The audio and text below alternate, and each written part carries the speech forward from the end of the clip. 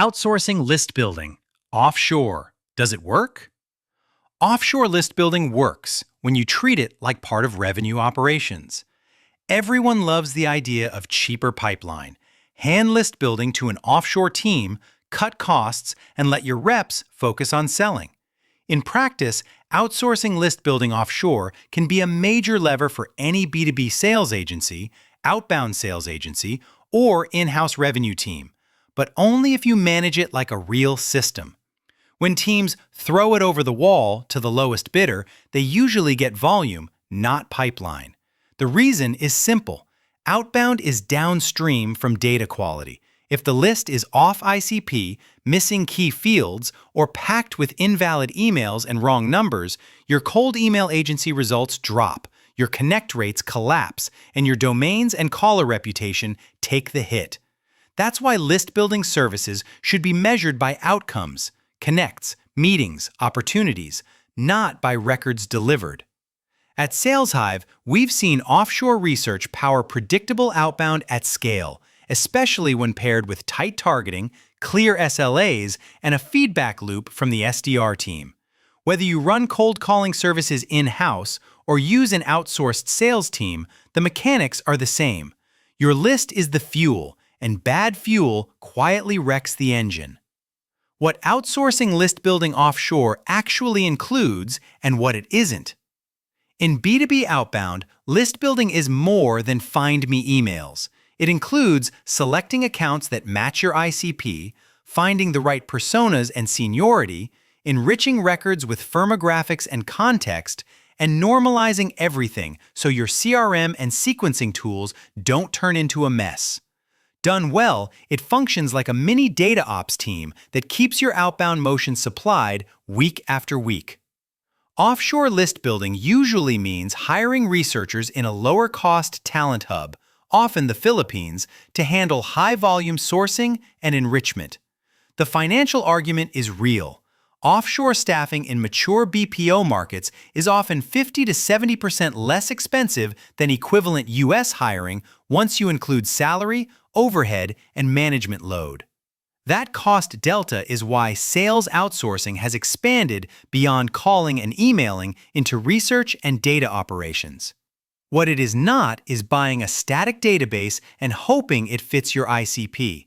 Many teams learn the hard way that more contacts is not the same as more qualified conversations, especially when your messaging, deliverability, and SDR time are on the line. Offshore list building should behave like a custom, continuously tuned production line for your exact market, not a one-time dump of generic records. Why revenue teams offshore list building? Cost, capacity, and speed. Outsourcing is mainstream because it scales. The global BPO market was about $302.62 billion in 2024 and is projected to reach $525.23 billion by 2030, about 9.8% CAGR, which tells you this isn't a fringe tactic. It's how modern operators buy capacity. List building is a perfect fit because it's process-driven work that benefits from specialization and consistent QA. The second driver is productivity. Bad data creates hidden labor waste. Studies cited in the data quality ecosystem estimate sellers lose about 27.3% of their time, roughly 500 to 546 hours per year, chasing bad leads and correcting records. If your SDR agency motion is constrained by research time, offloading list work can translate directly into more calls, more follow-ups, and more booked meetings. The third driver is turnaround time. Mature hubs like the Philippines support large-scale operations, often running on shifts, and the industry is sizable, about $38 billion in revenue in 2024, with roughly 1.8 million employees, so you can usually get overnight refreshes and rapid iteration when a segment starts working. For a cold-calling agency or outbound sales team launching new campaigns, that speed matters as much as cost. How to pilot offshore list building without gambling your outbound engine. The fastest way to know if offshore list building will work for you is to run a controlled pilot instead of buying into demos. We recommend a 30-day A/B test with 2 offshore vendors plus an internal control group, each building the same ICP list in parallel. Give each cohort a realistic volume. For many teams, 2,000 to 5,000 contacts is enough, and measure bounces, connects, meetings, and opportunities per 1,000 records. Before the pilot starts, define acceptance criteria in writing so quality doesn't become a subjective argument. Strong baselines include a maximum 1 to 2% hard bounce rate, 90 to 95% completion on core fields, and a clear correction SLA. For example, fixes within 48 to 72 hours. Tie part of payment to these outcomes so your vendor is incented to protect your deliverability and your SDR team's time. Finally, standardize the schema across your tools so the vendor can't choose their own adventure with fields and formatting. Decide what's mandatory: title, seniority, department, company size, industry, HQ country, LinkedIn URL, email, phone where required, and provide examples of on-ICP versus off-ICP records. This one step prevents the most common offshore failure mode, a pile of data that looks good in a spreadsheet but is unusable in your CRM and sequences. If you only measure lists by how many records show up, you'll buy volume and accidentally starve your pipeline. Best practices: build a hybrid model with tight feedback loops. Most teams get the best results with a hybrid model. Offshore researchers handle the repetitive work, while onshore leadership owns ICP definition, messaging alignment, and final QA. This is especially true if you're pairing list work with cold calling companies or running B2B cold calling services, where wrong direct dials and wrong personas quickly compound into wasted activity. In a hybrid model, offshore capacity scales production, but strategy and governance stay close to the revenue team. The single most important operating habit is a weekly QA review that includes SDR feedback. Export records flagged as bad. Categorize why they failed: off ICP, wrong title, generic email, duplicate account, missing key field, and review root causes live with the vendor. When you turn bad record complaints into measurable defect categories, quality improves week over week instead of cycling through the same issues. Validation should be baked into the workflow, not treated like an optional step. Run all offshore output through email and phone verification before importing into your CRM or sequencing tool, and feed verification results back to the vendor so they can adjust sources and SOPs. This is the difference between outsourced list building and reliable B2B list building services that protect your deliverability and your reps' calendars. Common failure modes: data quality, decay, and deliverability problems. The biggest offshore risk isn't geography, it's unmanaged quality. Research commonly cited in the B2B data world suggests around 70% of CRM data is outdated, incomplete, or inaccurate, and many providers average roughly 50% accuracy. If you import unchecked offshore lists into outreach sequences, your team can burn its sender reputation and waste hours trying to diagnose why reply rates and connects suddenly dropped. Decay makes this worse, even when the vendor starts strong.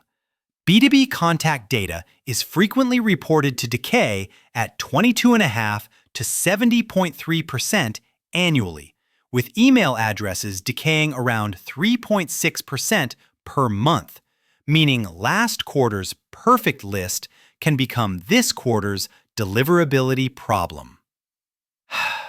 Offshore list building only stays effective when you design for refresh cycles, revalidation, and continuous enrichment. The cost of ignoring this is not theoretical. Poor data quality is often estimated to cost U.S. businesses roughly $3.1 trillion per year, and average organizational losses are cited around $12.9 million annually, much of it tied to wasted sales and marketing effort. That's why the smartest outsourced sales team models don't just create lists. They operate a quality-controlled data pipeline that keeps outbound performance stable. Compliance and security.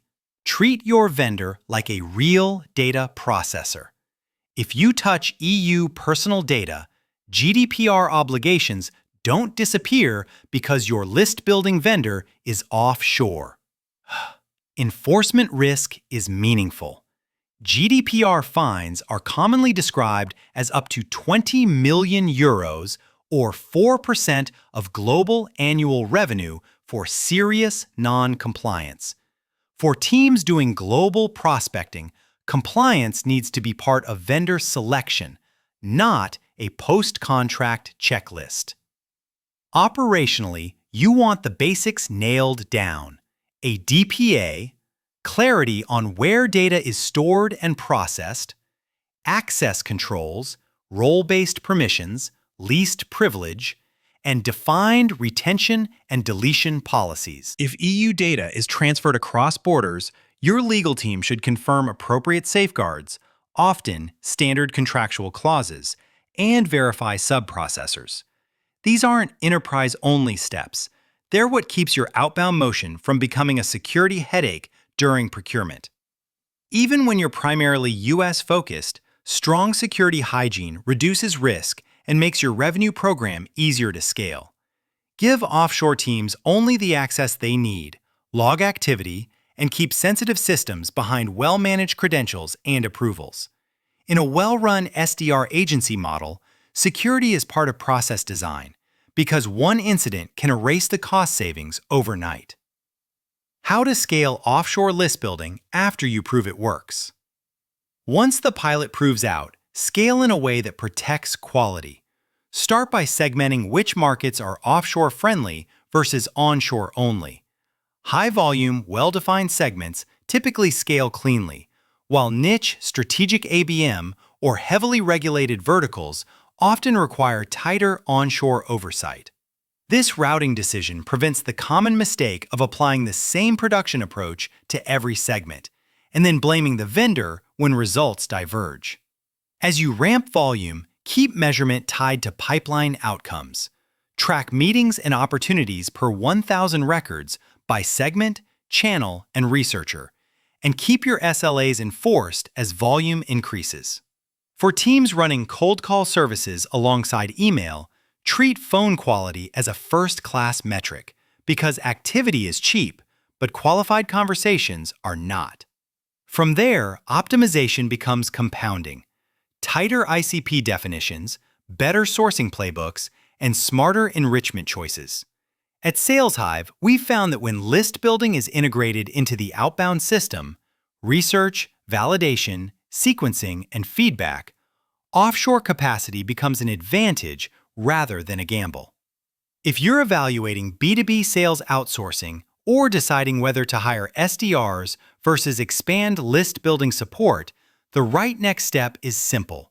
Run the structured pilot, score it on revenue metrics, and scale only what proves it can create pipeline.